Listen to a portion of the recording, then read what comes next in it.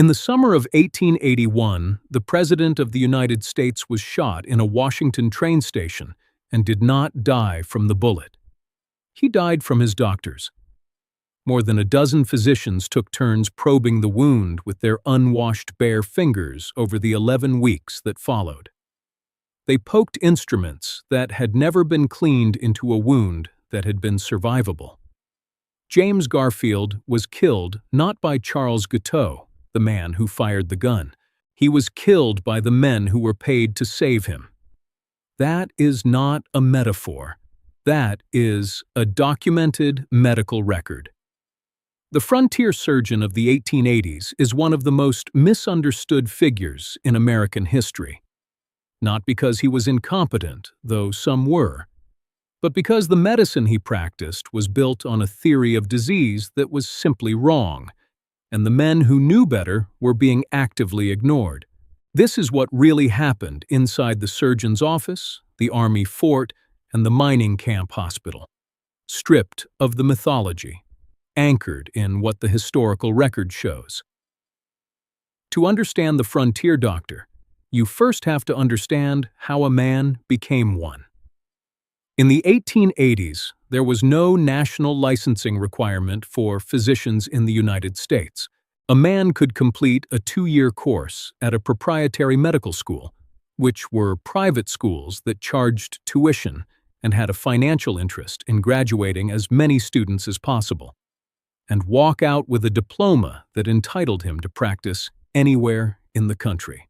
No board examination, no clinical hours requirement, no oversight. Some frontier doctors had never performed a surgery before they arrived in a territory. Some had attended a handful of lectures and called it sufficient. A report filed with the Texas State Medical Association in 1886 documented 4,293 operations performed by 138 doctors across the state, with an overall mortality rate of 8%.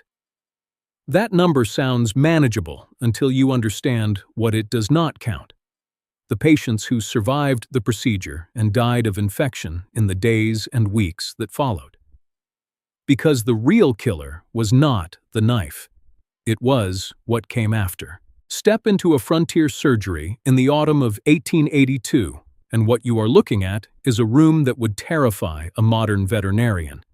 The instrument table holds a collection of knives, bone saws, probes, and forceps. They have not been cleaned between patients. The practice at the time was to wipe them on a cloth, sometimes on the surgeon's coat, and set them down again. The coat itself was a point of professional pride. A surgeon who had operated for years wore his coat as a kind of credential. The older and more stained the fabric, the more experience it implied. No frontier surgeon wore gloves. The idea had not arrived. The British surgeon Joseph Lister had published his antiseptic surgical method in 1867, 14 years earlier, demonstrating that carbolic acid applied to instruments and wounds reduced post-operative mortality from roughly 45% to 15%. His findings were not in dispute. They were simply not believed. Henry Jacob Bigelow, who ran surgery at the Massachusetts General Hospital, the most respected surgical institution in the United States, publicly called Lister's method medical hocus pocus. He banned it from his hospital. He threatened to dismiss any surgeon under him who attempted to use it. When Lister himself traveled to the United States in 1876 on a 2-month tour, specifically to persuade American physicians, the reception was polite and the adoption was minimal. The man who could have changed how the frontier treated wounds was dismissed by the most powerful surgeon in the country. And so the frontier operated in the dark. What I keep wondering is how many men walked into a surgeon's tent or office, believing they were in good hands, not knowing that the hands themselves were the problem. If you have an answer, I would genuinely like to hear it. The mechanism of infection was not mysterious once you understood it. But in the 1880s, most frontier doctors did not understand it, and some of those who had been told actively rejected the explanation. The dominant theory of disease was miasma, the belief that illness spread through bad air, through vapors rising from swamps and rotting matter, not through invisible organisms transmitted by contact. Under this theory, the cleanliness of a surgeon's hands was irrelevant. What mattered was the quality of the air in the room. Some surgeons opened windows during operations. Some burned aromatic compounds to improve the atmosphere. The instruments sitting in a pool of blood from the previous patient were not a concern because blood was not air. The wound itself told the surgeon how things were going, and here is where the logic collapsed completely. When a wound became infected and began producing pus, frontier surgeons called it laudable pus. Laudable, praiseworthy. They believed that the formation of pus was a sign of healthy healing, the body expelling corrupt material. A wound that drained pus was, in their framework, a wound that was working correctly. The pus they were watching was the body flooding the site with white blood cells to fight the bacteria their hands had introduced. The healing they were celebrating was the immune system fighting an infection they had caused. They were reading the same evidence as the modern surgeon and arriving at exactly the opposite conclusion. The consequence was that the intervention designed to save a man's life could be the thing that ended it. You are a miner in a silver camp outside Tucson in the spring of 1883. A tunnel collapse has broken your left leg below the knee. The bone has come through the skin. The camp doctor arrives within the hour. He's not a bad man. He trained at a proprietary school in Ohio, completed his 2 years, and came west because the opportunities seemed larger out here. He examines your leg with his fingers. He probes the wound.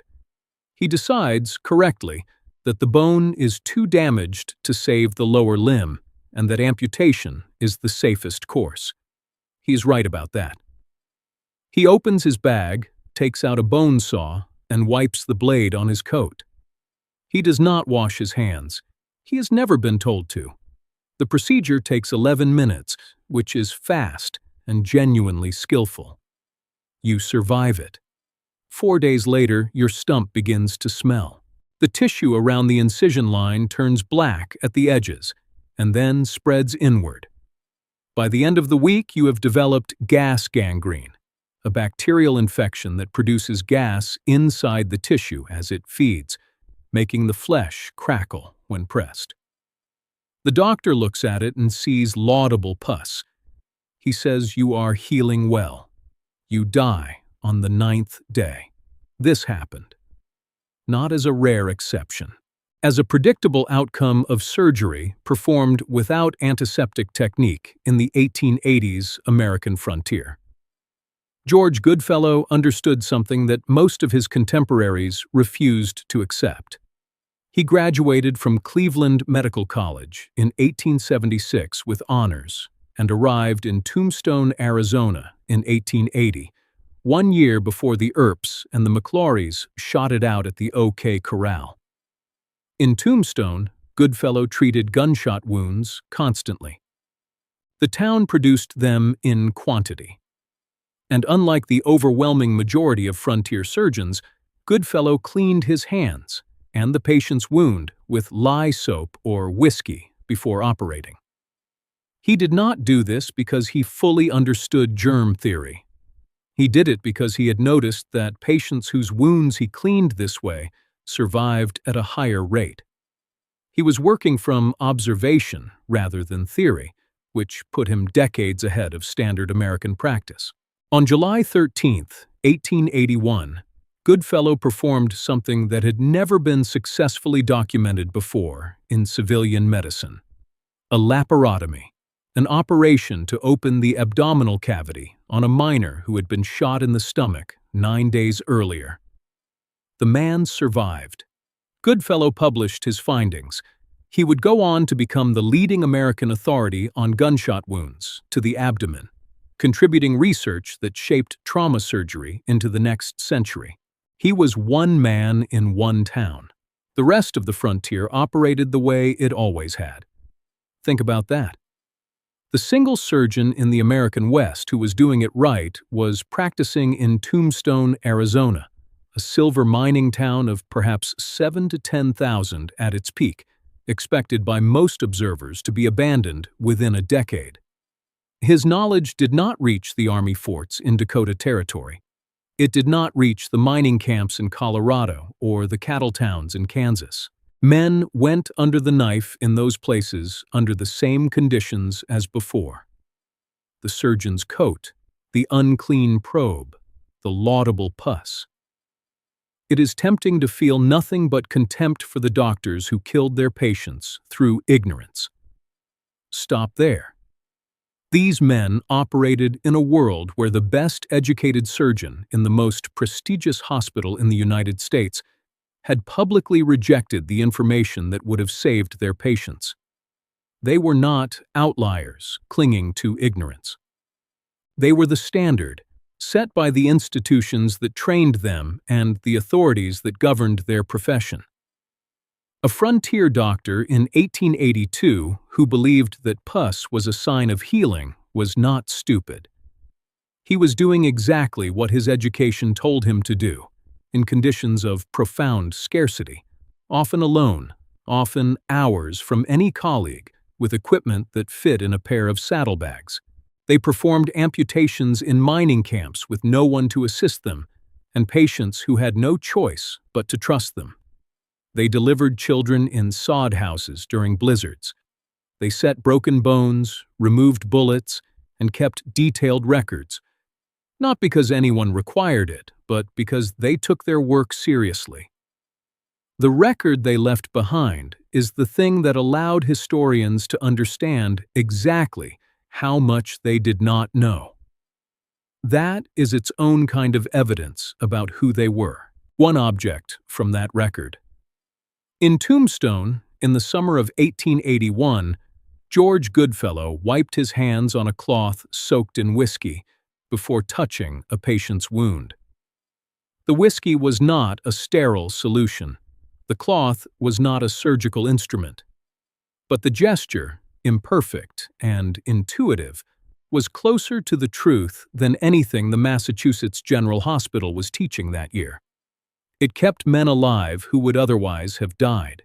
That bottle of whiskey sitting on a rough wooden table in a mining town in the Arizona Territory was, in the summer of 1881, the most advanced antiseptic technology being practiced in American civilian surgery. The frontier healed what it could, with what it had.